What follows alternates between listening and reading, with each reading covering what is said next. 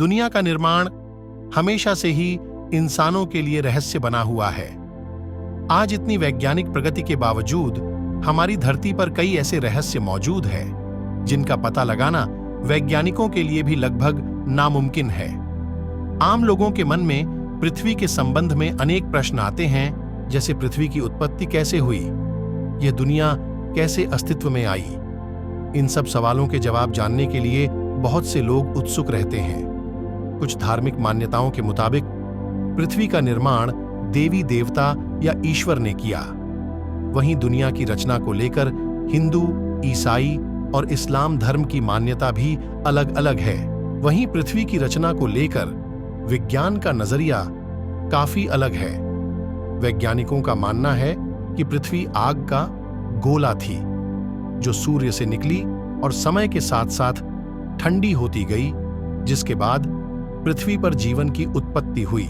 आज इस लेख में हम आपके ऐसे ही सभी जिज्ञासु सवालों के जवाब देने वाले हैं, जिसे आप इस लेख के जरिए पढ़ सकते हैं और इस वीडियो के जरिए देख भी सकते हैं। पृथ्वी की उत्पत्ति के बारे में वैज्ञानिकों का मानना है कि लगभग 5 अरब साल पहले अंतरिक्ष में बहुत से गैस एक साथ मिलने से भयंकर विस्फोट हुआ था।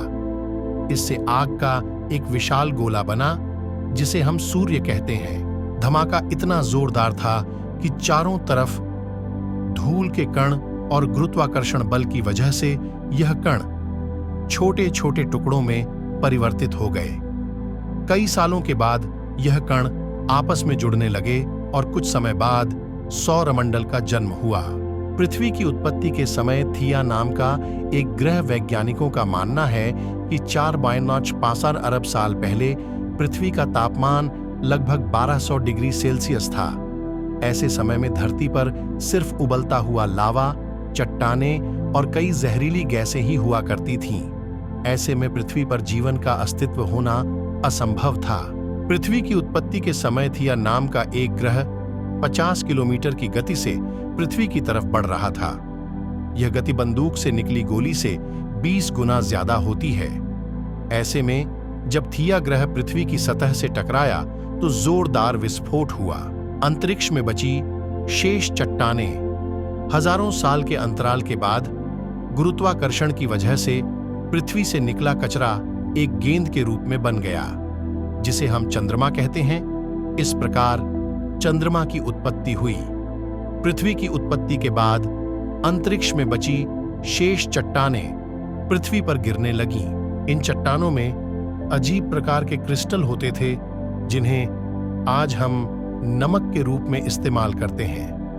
आपको जानकर हैरानी होगी कि इन चट्टानों के अंदर मौजूद नमक से समुद्र का पानी बनता है। धरती की सतह ठंडी। वैज्ञानिकों के मुताबिक ये चट्टानें करीब 200 करोड़ साल तक धरती पर गिरती रहीं, जिससे धरती के समुद्र के रूप में ढेर सारा पानी इकट्ठा कर लिया। इतने पानी के लगातार जमा होने से धरती की सतह ठंडी होने लगी और चट्टानें सख्त हो गईं। लेकिन लावा अभी भी उसी रूप में पृथ्वी के आंतरिक भाग में मौजूद था और सतह पर तापमान 70 से 80 डिग्री सेल्सियस तक पहुंच गया था। लाखों वर्ष पूर्व समय चंद्रमा पृथ्वी के पास था, जिसके कारण उसमें गुरुत्वाकर्षण बल के कारण पर्याय पृथ्वी पर तूफान आते ही रहते थे। लेकिन एक लंबे अंतराल के बाद चंद्रमा और पृथ्वी के बीच की दूरी बढ़ने की वजह से पृथ्वी पर तूफान शांत होने लगा। 380 अरब साल पहले धरती पर जीवन की इस यात्रा के दौरान 380 अरब साल पहले पानी की उत्पत्ति हुई थी। धरती पर लगातार ज्वालामुखी फट भी रहे थे और साथ ही उल्कापिंडों की बरसात भी हो रही थी। उल्कापिंडों के माध्यम से पानी और नमक के साथ साथ अन्य पदार्थ भी पृथ्वी पर आ रहे थे, जिसमें से कार्बन डाइऑक्साइड, अमीनो एसिड आदि पदार्थ भी शामिल है, जो हर जीव जंतु और पौधे में मौजूद होते हैं। केमिकल का रूप। इतनी ऊंचाई से उल्कापिंड गिरने की वजह से वह गहरे पानी में चले जाते थे, जहां सूर्य की किरणों का उन तक पहुंचना असंभव हो जाता था। बाद में यह उल्कापिंड ठंडे होकर पानी में जमने लगे।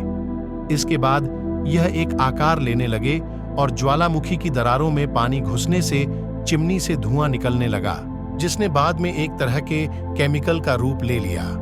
इससे पृथ्वी पर सूक्ष्म जीव प्रारंभ हुआ और पृथ्वी पर एकल कोशिका जीवाणु की उत्पत्ति हुई।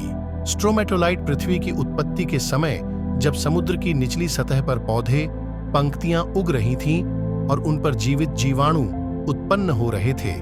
वैज्ञानिक भाषा में इन्हें स्ट्रोमेटोलाइट कहते हैं। यह अपना भोजन सूर्य की किरणों से बनाते हैं और प्रक्रिया को वैज्ञानिक रूप से प्रकाश संश्लेषण भी कहा जाता है। लंबी प्रक्रिया। प्रकाश संश्लेषण की प्रक्रिया में सूर्य का प्रकाश कार्बन डाइऑक्साइड और पानी को ग्लूकोज में परिवर्तित करता है। इसके साथ ही इस प्रक्रिया में उत्पाद के रूप में ऑक्सीजन गैस बनती है, जो मनुष्य के लिए महत्वपूर्ण वायु है। एक लंबी प्रक्रिया के बाद महासागरों में ऑक्सीजन गैस भर गई और इससे पानी में मौजूद लोहे में जंग लगने लगी और इससे लोहे का अस्तित्व सामने आया। बड़ी प्लेटों में तब्दील। वैज्ञानिकों के मुताबिक 2 अरब साल पहले पृथ्वी पर ऑक्सीजन का स्तर बढ़ता जा रहा था और साथ ही पृथ्वी के घूमने की समय सीमा भी कम होती गई। आज से 5 साल पहले एक दिन वर्तमान में 16 घंटे का होता था। धीरे धीरे समय के साथ समुद्र के नीचे की भूमि की सतह बड़ी प्लेटों में तब्दील हो गई। 750 करोड़ साल पहले पृथ्वी के नीचे, ऐसे में पृथ्वी की सभी लेयर आपस में जुड़कर एक विशाल द्वीप बन गई। लगभग 40 करोड़ साल पहले पृथ्वी का निर्माण हुआ था। इससे अब पृथ्वी का तापमान घटकर 30 डिग्री सेल्सियस हो गया और दिन 18 घंटे लंबे हो गए थे। उस समय पृथ्वी की स्थिति वर्तमान में मंगल जैसी ही थी। लगभग 750 करोड़ साल पहले पृथ्वी के नीचे पिघले हुए लावा से उत्पन्न ऊष्मा बाहर निकली, जिसने पृथ्वी को 2 भागों में विभाजित कर दिया, जिससे साइबेरिया और गोंडवाना नाम के महाद्वीप बन गए। ज्वालामुखी फटने और जहरीले गैसें निकलने का सिलसिला। इतने सालों के बाद भी ज्वालामुखी फटने और जहरीले गैसें निकलने का सिलसिला जारी रहा। जहरीले गैसों में कार्बन डाइऑक्साइड सूर्य से निकलने वाली किरणों को अवशोषित करने लगे और ऐसे पृथ्वी का तापमान बढ़ने लगा। बढ़ते तापमान की वजह से समुद्र में गर्मी पैदा होने लगी और समुद्र का पानी भाप बनकर बादलों के रूप लेने लगा। इसके साथ ही कार्बन डाइऑक्साइड गैस के वजह से अम्लीय वर्षा होने लगी।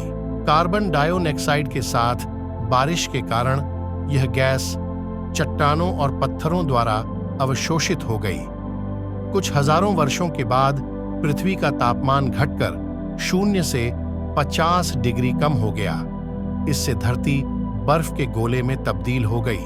ज्वालामुखी फटने की प्रक्रिया अभी भी जारी थी, लेकिन बर्फ की आवश्यकता के कारण ज्वालामुखी से फटने निकलने वाली गर्मी बर्फ को पिघला नहीं पा रही थी और इसके अलावा कोई अन्य स्रोत नहीं था जो जहरीले कैसे कार्बन डाइऑक्साइड को अवशोषित कर सके।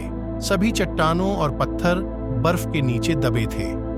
कुछ समय बाद कार्बन डाइऑक्साइड गैस के बल ने सूर्य की गर्मी को अवशोषित करना शुरू कर दिया, जिससे बर्फ पिघलने लगी। इसके बाद पृथ्वी पर दिन 22 घंटे के हो गए। बर्फ के लगातार पिघलने से सूर्य से निकलने वाली हानिकारक पराबैंगनी किरणें सीधे पृथ्वी पर पड़ रही थीं, जिससे एक रासायनिक प्रक्रिया शुरू हो गई और पानी से हाइड्रोजन पेरोक्साइड बनाने लगा और उसके टूटने के बाद ऑक्सीजन बनने लगी। ओजोन नाम की एक परत।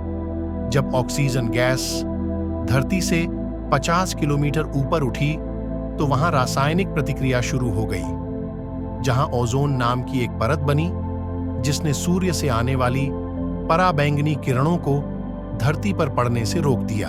आने वाले 15 करोड़ साल तक इस गैस की परत बहुत मोटी होती गई। पृथ्वी पर ऑक्सीजन गैस की मात्रा बढ़ने लगी और पेड़ पौधे अस्तित्व में आए। अगर आपको हमारी ये वीडियो पसंद आई है तो इस वीडियो को लाइक करें, वीडियो को दोस्तों में शेयर करें और हमारे चैनल को सब्सक्राइब करें।